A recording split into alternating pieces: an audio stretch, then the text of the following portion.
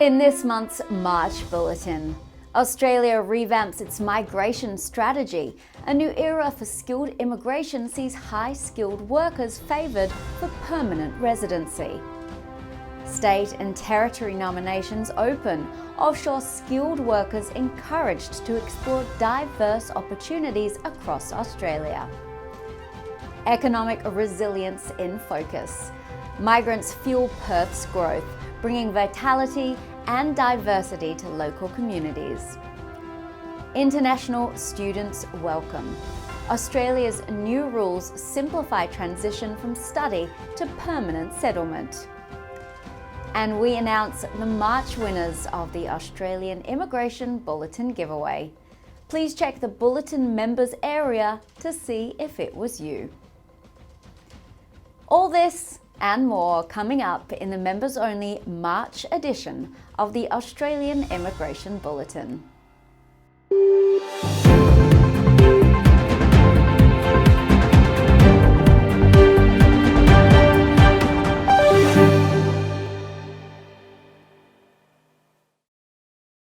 March 2024 has arrived, and the global fight for international talent further escalates into 2024 as the Australian government's new migration strategy demonstrates that the government is thinking seriously about how it utilises the migration program to build out the country's capabilities. As a trade-oriented economy, Australia has always sought and been successful in attracting strong investment and international talent due to the high quality of life and economic stability.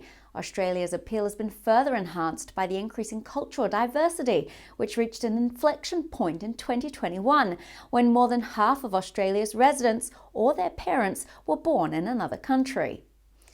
Despite the past strong trajectory of immigration, Australia's two-year border closure resulted in a 50-year low in unemployment and record job vacancies, which has placed significant strain on local companies and the Australian economy.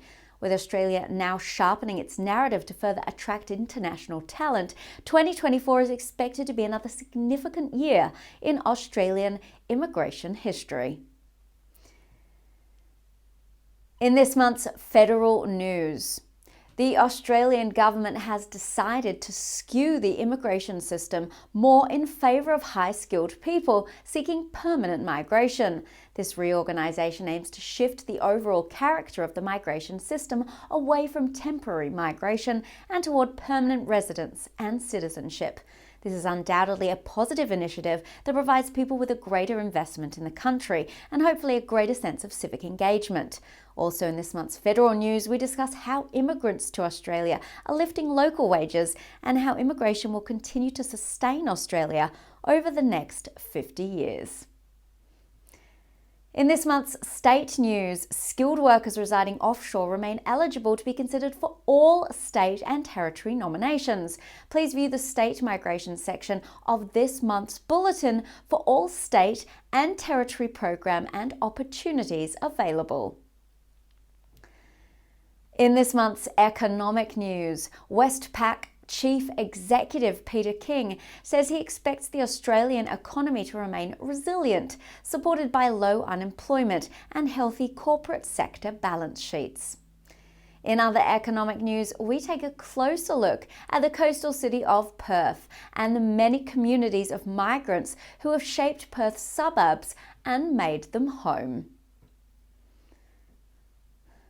In this month's student news, international students who want to permanently live in Australia will find it easier to do so under new government rules.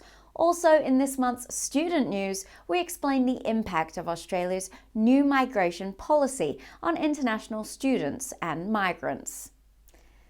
And that's all the highlights in the March Bulletin. For more details, please read through the articles below.